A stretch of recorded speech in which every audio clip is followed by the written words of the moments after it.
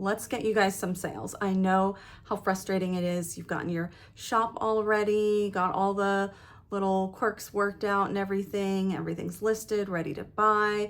You're busting your ass on social media and the sales are just maybe not coming in or not coming in as quickly as you would like them to. I know it's extremely difficult to generate sales online, and it's extremely difficult to generate sales on social media. I'm a huge proponent of social media for brands. I'll get into that in a minute though, how I kind of view it a bit differently than most people, I think, when it comes to business and when it comes to sales, but I am a huge proponent of it. But it's really frustrating when you're really pounding that pavement and working really hard on all those different elements of a business and it's just not picking up. Let's fix that. Let's take a step back. And there are several things that we're going to focus on, especially if you didn't go the sort of old school business school route of things and you're just winging it, which is awesome. That's what I've done my whole career. I've taught myself. There's a wealth of information out there if you just go after it. I've been able to implement it for myself with getting clients and then implementing it for my clients and different beauty brands that I've worked with. But I know with all that work, with all those different things that you're doing, you want sales, you want to make the money, you need the money. I get it.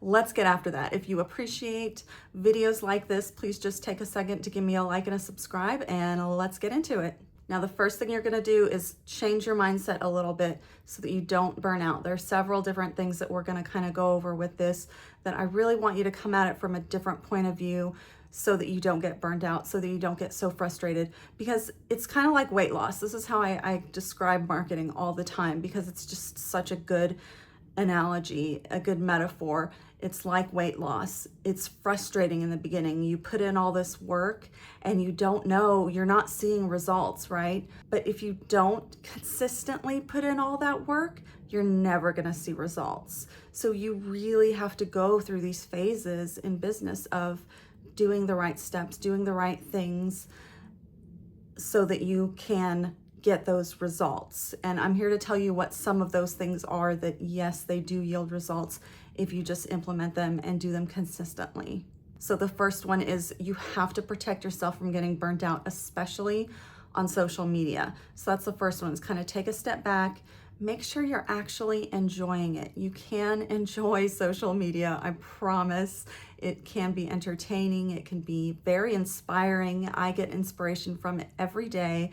I really like getting inspiration from other creators, other photographers. I follow a lot of beauty brands. I follow the bigger beauty brands that have big budgets so that I can see, what is everybody else doing? What are the people that have better equipment than me? What are they producing? What can I aspire to and to continue to improve my craft for my own clients? So just make sure that you're following brands that you aspire to, that inspire you, that kind of light a fire under your ass so that you can be encouraged daily, so that instead of going on there and getting discouraged, you actually get encouraged and you get some more momentum, that whenever you're kind of dragging with that momentum, you know that you can go on there and look and find inspiration based off what's in your feed. We know growth is so important on Instagram, and you can't grow if you're not interacting. That's one of the biggest ways to grow on Instagram, is by interacting with others. And you're not going to do that if you're not genuinely interested. You have to be genuinely interested.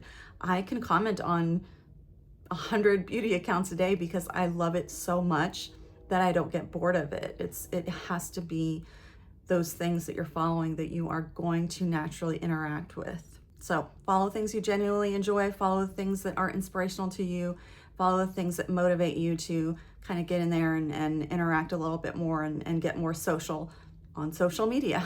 It is a social platform. It's important that you are interacting on there. Now, the second thing is huge. This was a game changer for me years ago when I was going through my first divorce. I was so broke. I was more broke than broke. I was negative and I didn't know how I was gonna make a living and support myself. And I took a step back and I stopped being desperate to make everything yield immediate results. and I just focused on what was I actually doing. It was the controllable tasks. This is the second thing that's so important for your mindset change, is to focus on controllable, actionable tasks that you can do. Those are the actionable goals. It's so easy on social media to start thinking, oh, if I just go viral, I'll get a ton of sales, I'll finally be independent, I'll finally, be able to quit my other side gig or whatever, whatever you're striving for with your business. I get it. It's so easy to fall into those hopeful tasks, those sort of hopeful outcomes that we're just like, we let that inspire us, and you let that inspire you a little bit too much, and that's where you're going to get discouraged, and you're not going to focus on the right things. You need to focus on those actionable tasks. So like, instead of having that hopeful task of becoming viral, have the actionable real-time task of 2 reels per week or 3 reels per week and 1 carousel per week, or whatever is realistic for you, in a way that you can be consistent and show up throughout the week on Instagram and post and interact. And so instead of, oh, one day I'll have a bunch of followers, and you kind of flip-flop between that hope and discouragement of, I'll never, one of these days I'll have that. Oh my God, I'm never going to have that. I can't imagine having that, and it really messes with you, and it's not good for business. So sticking with the actionable goals. It's the same thing with the followers too, with engagement. Instead of, one of these days I'll have, whatever, 50,000 followers or whatever. Focus on, today I am going to interact for an hour, or every day. If you have an hour, and be realistic. I know it seems like that's a lot of time to spend on social media, but be realistic about maybe how much time you do spend refreshing your sales, refreshing your analytics, refreshing this, refreshing that. Could you maybe squeeze in a dedicated hour, or at least half an hour, of interacting on other people's posts? Because that's how you get the interaction back on your post, and that's good for your image on social media. That is really important. I've talked about that in other vlogs. That's a whole other subject, but yeah, making that one of your actionable goals for interacting a certain amount of time, a certain amount every day or every weekday, not on the weekends. Take some time off. Give yourself some time off. That's extra little tip I'm throwing in, is don't try to do this stuff 7 days a week. Do not. I know it's hard not to when you're the business owner, but you have to take a day or two. You have to make yourself, or you are going to burn out. Your body's going to make you take time. It's kind of like the whole, what is that saying about if you don't make time for your health is going to make time for you? I've been there, done that several times. I have had like major burnout. It was rough, and it took me a long time to get out of it. And I took some more time off. Luckily, I was able to this past, like around the holidays. I took off a few months, and honestly, I didn't know if I was going to come back to the game or not. I didn't know if I was going to come back to doing beauty influencing. I really had to think it through, because I had burned myself out again and just gotten so stressed over money and everything. Just wondering if that was really what I wanted to do, and really what I want to do is keep helping small beauty businesses. So that's part of why I'm putting more time into this YouTube, because that's more aligned with my heart and what I want to do. And I have, luckily, the time right now to put time into it. And so that's what I'm doing. But anyway, make sure you're taking that time. Don't do this stuff 7 days a week. Make that one of your actionable goals. I took a day off. That needs to be part of your homework too, okay? Now, this third thing on a mindset change is something, I think I talked about it in the last vlog. I will repeat it many, many times. It certainly bears repeating. Stop trying to get immediate sales off social media. That isn't to say that you won't. I know this whole vlog is about getting you sales, and I'm sitting here telling you stop trying to get sales, but that is the quickest way to get sales, is to stop trying. If every post is you trying to make a buck, it's not going to happen, because you're not always meeting people at the purchase stage. You're meeting them at the interest stage. You're meeting them at the information gathering stage. So the same post that you would post to grab their attention in the first place is not the same kind of post that you would have for getting a sale. The same kind of post that you would help them with the information gathering stage is not the same post that you would do for sealing the deal and getting a sale from them. So you can't just make them all about sales. I know it gets hard when we get desperate for money, get desperate for sales, to try to force it. And it just doesn't work. If you're trying to force it like that, it's not going to work at all. It's really not going to work. You have to go through those different steps. So take a step back, and this ties back into the actionable goals too, right? Stop making it about, oh, if I just get a certain number of views on a post, I'll get a sale. Like, no. You need to be nurturing your business. You need to be nurturing your viewers. You need to be branding your business. You need to be conveying your message. This is where you're conveying your brand message, and your unique value proposition is coming in. How are you communicating that? And let's just take that right into the next section here. And that is, understand your ideal buyer and understand their buyer's journey. This may not be something that you've taken a lot of time on. If you haven't gone to business school, you may not have done it.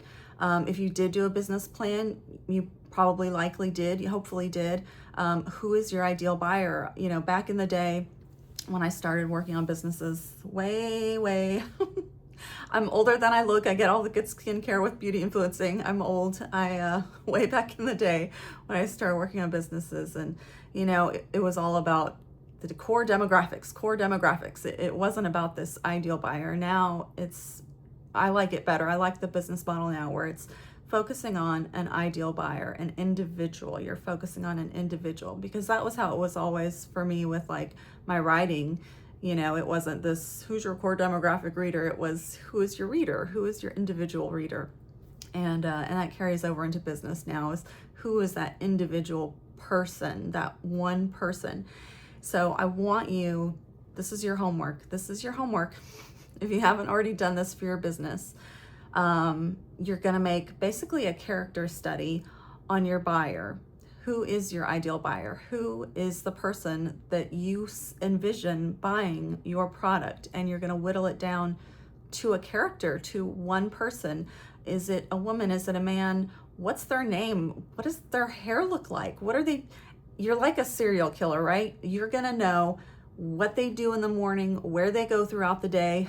You're going to have like a little serial killer notebook of notes of, this is where they eat lunch. They do it every day at this time. Get as detailed as you can, in all seriousness.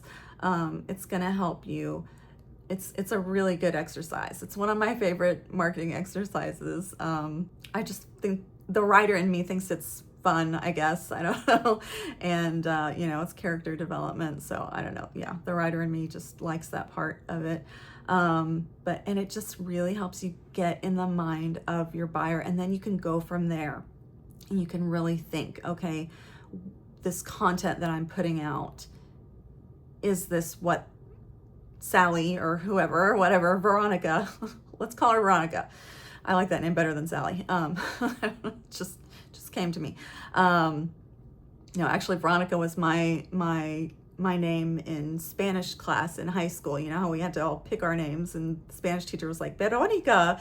And anyway, Veronica, she's our ideal buyer right now, for hypothetical sake. When you start putting out content and you start developing reels, is this something Veronica likes? Is this something Veronica's going to share with her friends? Is this something that resonates with Veronica? You know, it can really help you when you're picking your packaging, if you haven't completed all of your branding. And of course, that stuff's always evolving. You're going to be adding new products as you go. So every time you come around to that stage again, you can ask yourself, would Veronica like this? And that can help you make really good decisions in your business. And what it's really going to help with is this next step we're talking about.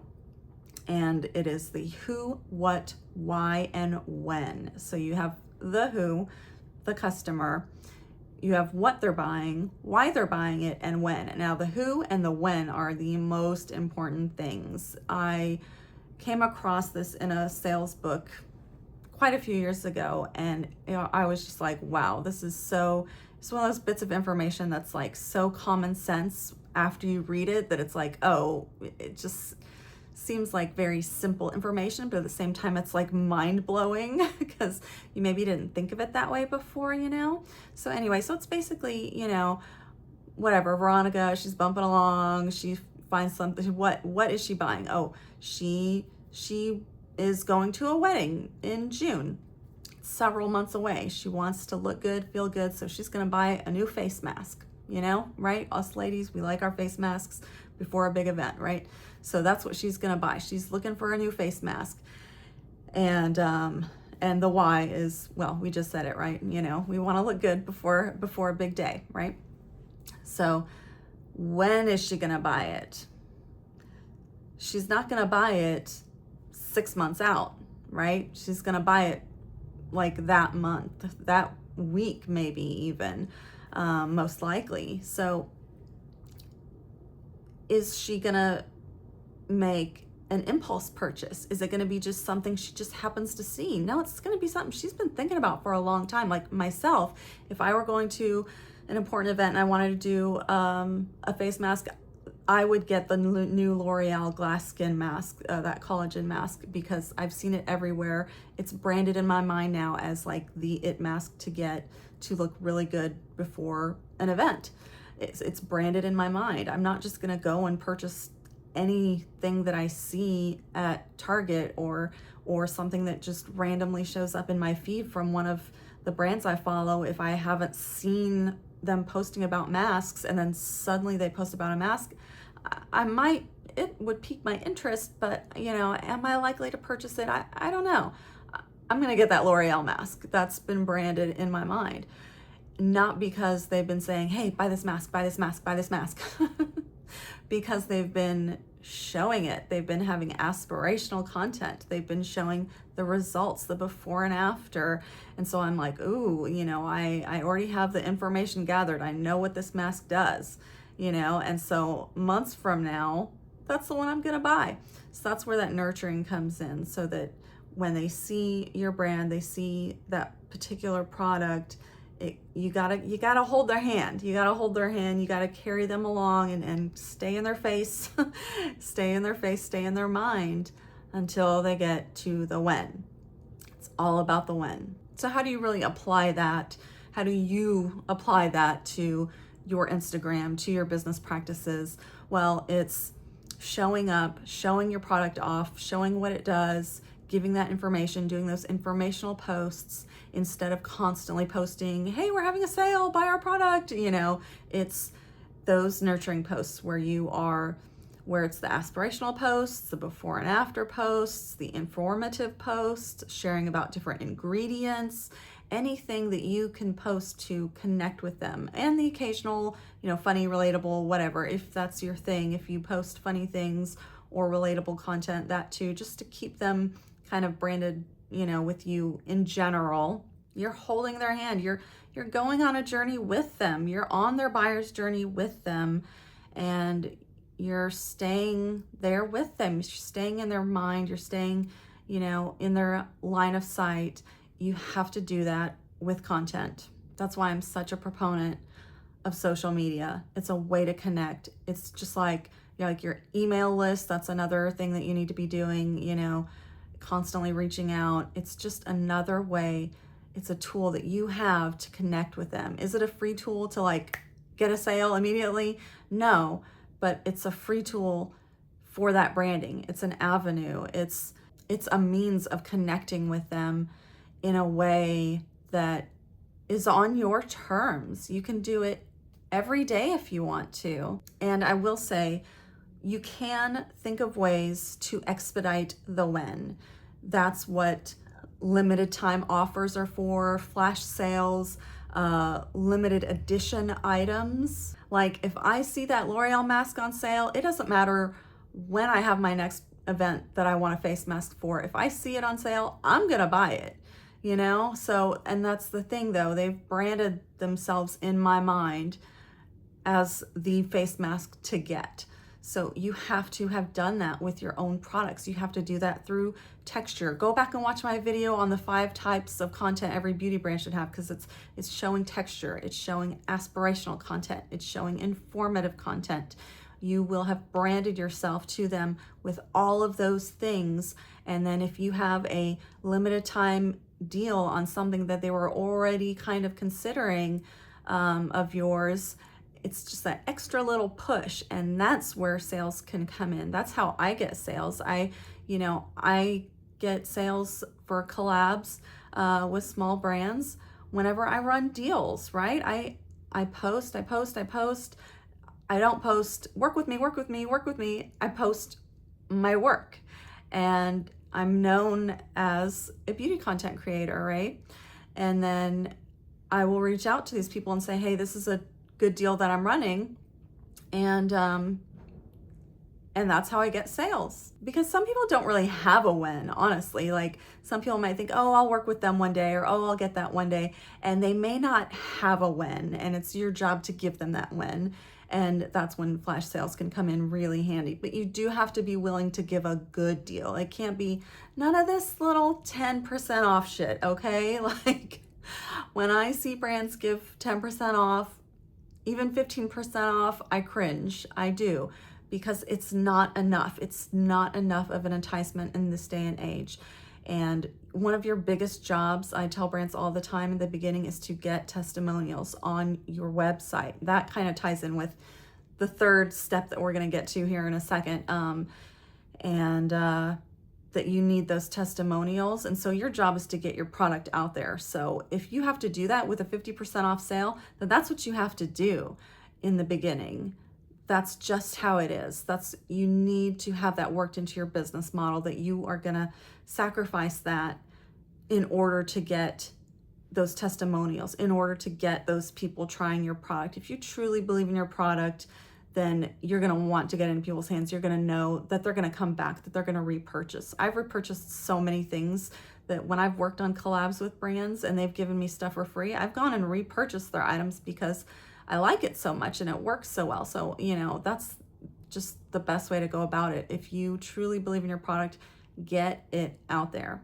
And speaking of the website testimonials, my third main tip here is optimize your sales pages. You can put in all the work, get people to your page, get people to your product page. If it's not good, they're not going to buy. That is the last step in the information gathering stage for them. That is it. That is your last chance to give them all the information and to entice them to actually purchase. So it needs to have clear and concise information. For SEO purposes, it does need to have a lot of extra information. You should have like step-by-step how to use your product. Even if it's an easy product that doesn't need step-by-step, you still want to put that on your product page for SEO purposes. You want to have all of the ingredients listed, of course, but then you also want to have summations, basically. So you want to have all the ingredients, but then you want to have key ingredients listed. If you don't already have it sort of formatted that way, you might not. I work with small businesses all the time that they just don't think about it and they don't necessarily have it. That sometimes I feel like I shouldn't take the time to say those things, that everybody already knows it. But then I do work with beauty brands on their websites and development, and they just didn't think to have it that way. So I guess it bears saying that you do need to have it that way. You need to have a full description and step-by-step, all ingredients listed, but then you also need to have a clear and concise summation of the key ingredients, of the key features, and of how to use it. Like I said, you need to have testimonials. So your job is to get that product out there, get product reviews. You may not be in a position where you can get a lot of free gifted collabs with influencers, but what you can do is get a website review. That's something I'll even do for brands quite often, is I'll try something and I will give them a website review because I know how valuable that is to them, and it only takes me a second. It's not like creating a reel, it just takes a second to get on there and write a little quick review on their website. So that's definitely something that you can reach out to influencers and say, hey, if I give this to you and there's no, stipulated content, would you just be willing to try it and give me your honest opinion on my website? You can do that. You can reach out to influencers and ask that. And some of them will say yes. And then you can offer to give it to just regular people. You can do a post and say, hey, the next 5 people to comment on this will get a free, etc., whatever, if they just leave a website review. So it's kind of like a flash giveaway as opposed to a flash sale. And again, you kind of have to be willing to invest that in the beginning. You do. I know. I'm sorry. I came on here telling you how to get sales, and here I'm talking about how much more you need to invest and give away your product. But again, it's like the weight loss. It's like I said, it's like going to the gym, nobody wants to do it, but you have to do it. And when you do it consistently, you will see results. You will, I promise. But yeah, so you do need those testimonials. You really do. You need professional images. I'm not just saying that as a professional beauty photographer. I'm saying that as a help with brand development all the time. I help with marketing. It is crucial. If you spend money on one thing, get some good photos. A picture is worth 1,000 words. That's such a cliche. It's so important. It is so important to have good images. And it's important to have a variety of them. If you can only afford one and then do the rest yourself, that's fine for starting out, but you need that hero image, that one image that's like gonna be the thumbnail and is gonna catch people's attention. And usually the whole product is in that shot, and different things styled around it, not too much. It's usually a bit more of a plain photo, depending on the style. I mean, I've seen brands with hero images that have a lot of styling. It just depends on your style, really. I find that simple is best. That's usually what's more effective and more eye-catching. So you want to have that hero image, and then you need a detail shot, like a texture shot. And then you want to have a demo shot of it, like on the face, or like a before and after shot. Just some kind of demo shot where it's showing a model. And you want to have an ingredient shot, just because that's just one extra shot that you can have, so why not? You don't want to be overboard about it with having a million different images, but you can throw in an ingredient shot and have that to sort of visually show, hey, this is what's in it, and that can help with accessibility. That's another vlog. We're not going to get into that right now, but and then you want those informational shots, which that's partially can be the ingredient shot, but it can be just another product shot, just another plain product shot where you can have, graphics pointing towards it that says vegan, all natural, whatever those keywords are for your product, that you can have it visually on an image, not just in your description.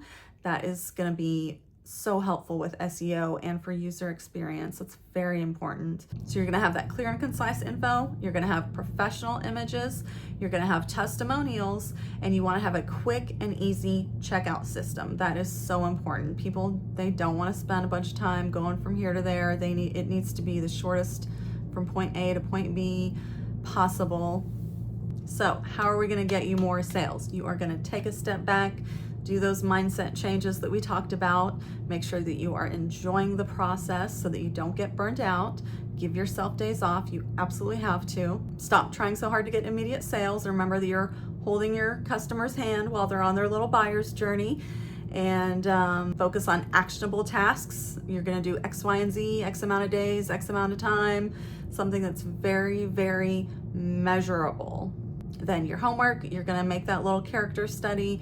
You're going to really understand your ideal buyer, and so that you can really get into their head and understand their ideal, so you can understand their buyer's journey as well, and think of ways to kind of expedite their win. And then don't forget to optimize your sales page, all that stuff we talked about for optimizing your sales pages. I will link at the end of this the 5 different types of content every beauty brand should have on Instagram. That's going to help you come up with new ways of those nurturing posts and just different ways of connecting with your followers. So I'm going to link that at the end here. And again, just before you go, give me a quick like and subscribe if you enjoyed this video. I hope you found it helpful, and I will see you in the next one. Bye.